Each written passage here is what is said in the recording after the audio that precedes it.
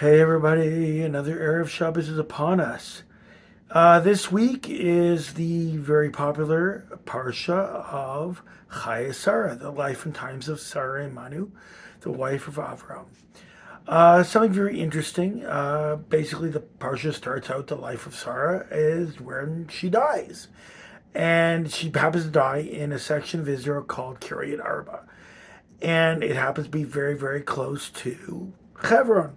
And uh, Avram is there, and he goes and he purchases the cave, the Marata Machpelah, in which to bury her, in which legend has it is where Adam and Chava, the first man and woman, are buried.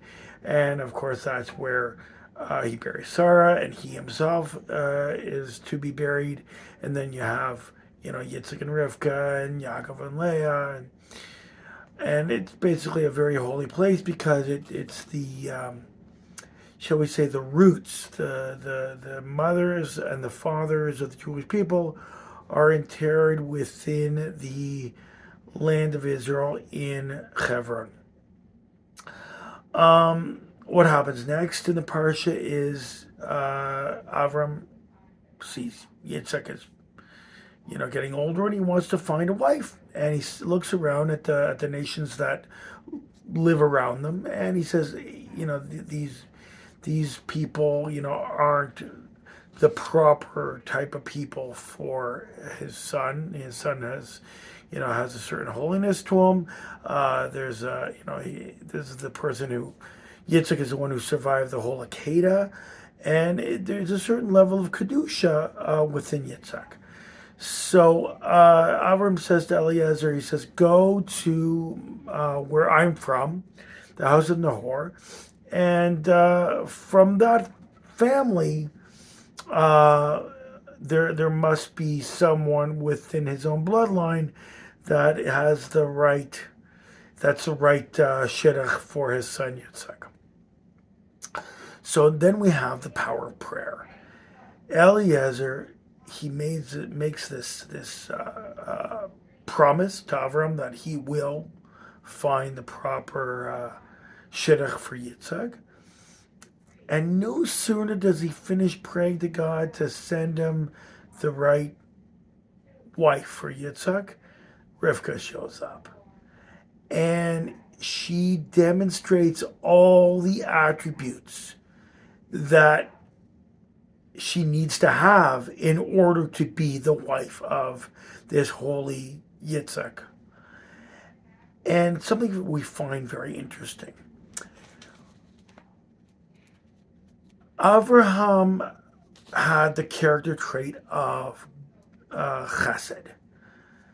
His wife, Sarah, had a corresponding trait of gevurah, strength.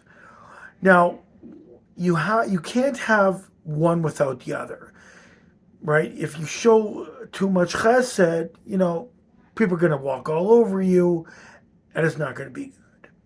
But if you show too much strength, the power might make you power hungry and go to your head, and so on and so forth. There has to be a balance, and there's these two character traits that each has a power on their own, but it's best if they are allowed to interact with each other in order to have a certain level of balance.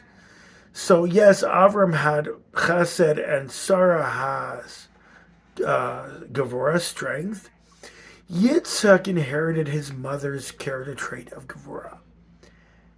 It was Rivka who demonstrated that she possessed the corresponding trait of chesed that could only temper her Yitzhak's gevurah.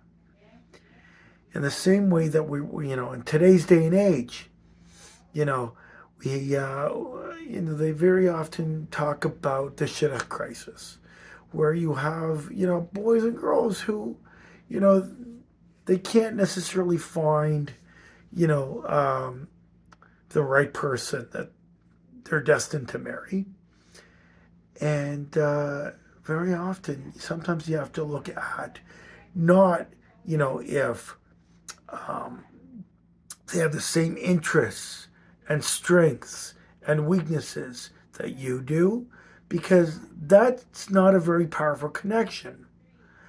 Only when you have the corresponding trait where, she's strong or he's weak, you know, he's got a sense of, the monetary, let's say, and she's got a sense of the family. And, only when they work together, you know, no, they should each have, sense of family because that's what they're building. But only where, one is strong where the other is weak and vice versa, where you create a bond that's a whole lot stronger. And when you have that, you create a powerful marital bond that can't be broken. It's chazak. Have a great Shabbos. We'll see you on the flip side.